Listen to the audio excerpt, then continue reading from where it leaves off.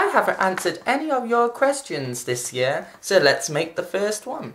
Guthries Ghost says, why do you think these proto-mammals seem to take a bigger hit during the Permian extinction, and what were the environmental conditions like afterwards that allowed Archosaura to become more dominant? Basically, a lot of the early mammals during the Permian were just too specialised, and so when the Permian extinction occurred, it became too difficult for these animals to survive. But the reptiles that would evolve into the dinosaurs had a lot more opportunities. They had much wider range of diets, and because they were much smaller, they could hide, they could dig themselves out of trouble, they could reach depths that were cooler than the temperatures that were on the surface of the land, and so it was just easier for them to get through this tough extinction period, which a lot of the early mammals, the synapsids, struggled to survive in.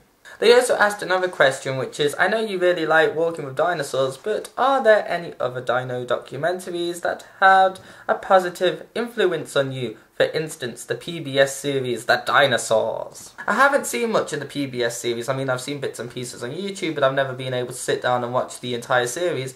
But there's been a few dinosaur documentaries. I mean, there's been Planet Dinosaur, there's also Dinosaur Planet. I like the way Dinosaur Planet basically seemed a little bit magical in a sense, you know, especially being a young kid watching this. But I suppose the most influential dinosaur documentary that's been out in recent times, in a way, would be Jurassic Fight Club, aka Dinosaur Secrets. I really liked it. The storytelling was made up of evidence that we could accept within the storylines. There were a few mistakes, of course there were, but I really liked it, and it kind of ignited the flame inside me that really likes dinosaurs. So I would say that Jurassic Fight Club probably had one of the most positive since Walking with Dinosaurs.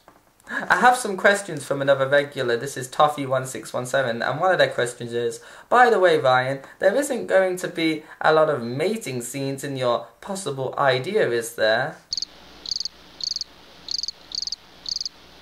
This is my Walking with British Dinosaurs idea, and to be honest, I haven't really thought about it. I haven't written a script or anything like that. It's basically, that video is just an open letter to television networks, and if they're interested, they can get in touch and maybe we can make this happen. But no, I haven't gone into great detail with what I would like in it if I was able to make it possible. So, yeah, I really don't know. They also have a question about Brontoscorpio.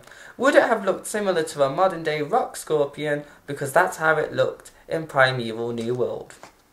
To be honest, no one really knows. I mean, the only fossil that I'm aware of that's been found of Brontoscorpio is the pedipalps that arthropods have to eat food with. Apart from that, that's the only thing I know of. So I really doubt anyone would know exactly what Brontoscorpio looks like. I mean, from this single fossil that's been found, it's been estimated that it would be about 1 meter in length and that it would look similar to a scorpion. But until we find more fossils, we don't know, really. It looks like Frogbear02 was dying to know the answer to a question. They ask, on a somewhat unrelated topic, do you think Quetzalcoatlus would be able to hold a human in flight? They also ask about Argentinosaurus magnificens. I'm not so sure about Argentinosaurus, but it's likely.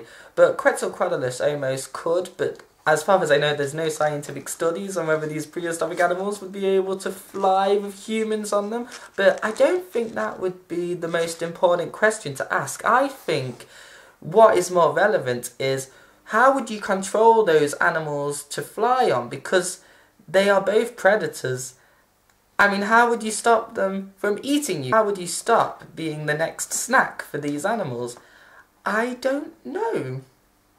I received a question on my Big Beast video. Inodine says, what about Pterosaurus? Argentinosaurus length and height was degraded, so it would have been larger than Argentinosaurus. Yeah, there are a lot of sauropods out there that rival Argentinosaurus. I mean, one of them is Alamosaurus, which would have lived with Tyrannosaurus rex. There's quite a few out there. The reason why I picked Argentinosaurus, though, is basically because it's one that a lot of people out there are familiar with, and that we have a lot more fossils from, as far as I know. But what I wanted to do in my Big Beast video was to show that some animals alive today and in the past made it to such incredible sizes, and I picked those animals on purpose. But there are a lot more out there that deserve attention as well.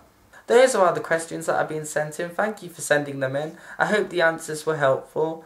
As always, I hope to be back with new videos, so I'll see you later.